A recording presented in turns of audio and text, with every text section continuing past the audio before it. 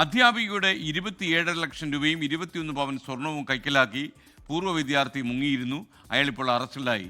ഒരു അധ്യാപികയ്ക്ക് കൊടുക്കാൻ പറ്റുന്ന ഏറ്റവും വലിയ ആദരവാണ് ഇദ്ദേഹം നൽകിയത്. മലപ്പുറം തലക്കടത്തൂർ സ്വദേശി ഫിറോസാണ് അറസ്റ്റിലായത്.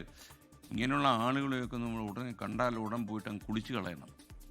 സ്വർണവുമായി ബന്ധപ്പെട്ട ബിസിനസ് തുടങ്ങാനാണെന്ന് പറഞ്ഞായിരുന്നു തട്ടിപ്പ് നടത്തിയത്. സമീർ ബിൻ കരീം മലപ്പുറത്ത് നിന്ന് വിവരങ്ങളുമായി ചേരുന്നു. Sameer, good morning. അധ്യാപകരെയൊക്കെ ബഹുമാനിക്കുന്ന ഒരു സൊസൈറ്റിയിൽ ഇത്രയും നെറികേട് കാണിച്ച ഈ വിദ്യാർത്ഥിയുടെ പിന്നാമ്പുറം എന്താണ്? അടിമുടി തട്ടിപ്പ് കക്ഷിയാണോ?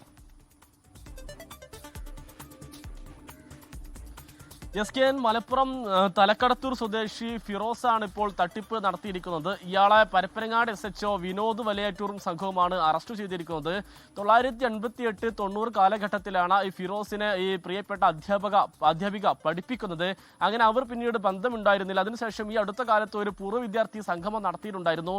ആ സമയത്താണ് ഈ ഫിറോസ് അധ്യാപികയുമായുള്ള ബന്ധം പുതുക്കുകയും അത് വലിയ അടുപ്പത്തിലേക്ക് മാറ്റുകയും ചെയ്തിരിക്കുകയാണ് ഉണ്ടായത്. അങ്ങനെ പിന്നാലെ ഈ ഫിറോസും ഭാര്യയും അധ്യാപികയെ സമീപിക്കുന്നു. താൻ ഒരു സ്വർണവുമായി ബന്ധപ്പെട്ട ബിസിനസ് ചെയ്യുന്നുണ്ട്, ഈ പണം തരികയാണെങ്കിൽ ലാഭവിഹിതം നൽകാമെന്ന് മോഹിപ്പിച്ച് വാഗ്ദാനം നൽകിയാണ് തട്ടിപ്പ് നടത്തിയത്. അങ്ങനെ ആദ്യം ഇയാൾ 1 ലക്ഷം രൂപ അധ്യാപികയിൽ നിന്നും ഈ ബിസിനസ്സിന് വേണ്ടി ഇൻവെസ്റ്റ്മെന്റ് ആയി വാങ്ങുന്നു. അതിനുശേഷം മാസം 4,000 രൂപ ലാഭമായി നൽകുന്നു. അതിനുശേഷം 3 ലക്ഷം രൂപ വാങ്ങുന്നു. അങ്ങനെ 12,000 രൂപ മാസം ലാഭവിഹിതം നൽകുന്നു. അങ്ങനെ ഓരോ മാസവും ലാഭം നൽകുമ്പോൾ ഈ അധ്യാപിക ഇയാളെ പൂർണ്ണമായി വിശ്വസിക്കുകയും ഈ അധ്യാപികയുടെ സ്നേഹം കൈപ്പറ്റുകയും ചെയ്തു. അങ്ങനെ പല ഘട്ടങ്ങളിലായി 27.5 ലക്ഷം രൂപ ഇയാൾ അധ്യാപികയിൽ നിന്ന് കൈക്കലാക്കി. മാത്രമല്ല 21 പവൻ സ്വർണവും ഇയാൾ കൈക്കലാക്കി എന്നുള്ളതാണ്. അങ്ങനെ ഏറെ മാസങ്ങളായി ലാഭവിഹിതം ലഭിക്കാത്തൊരു സാഹചര്യം ഉണ്ടായി. മാത്രമല്ല ഈ ഫിറോസിനെ വിളിക്കുമ്പോൾ അത് ഫോൺ സ്വിച്ച് ഓഫ് ആകുന്ന ഒരു ഘട്ടവും ഉണ്ടായി.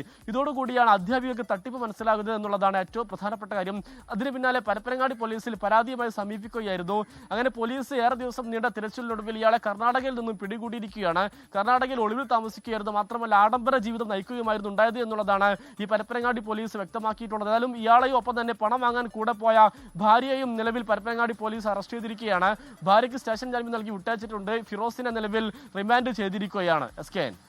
ലോകത്തെവിടെയായാലും ഏത് സമയത്തും 24 വാർത്തകളും ഓഗ്മെന്റഡ് റിയാലിറ്റി പാക്കേജുകളും എക്സ്പ്ലെയിനറുകളും വിശദമായി കാണാൻ ഞങ്ങളുടെ യൂട്യൂബ് ചാനൽ നിങ്ങൾക്ക് സബ്സ്ക്രൈബ് ചെയ്യാം.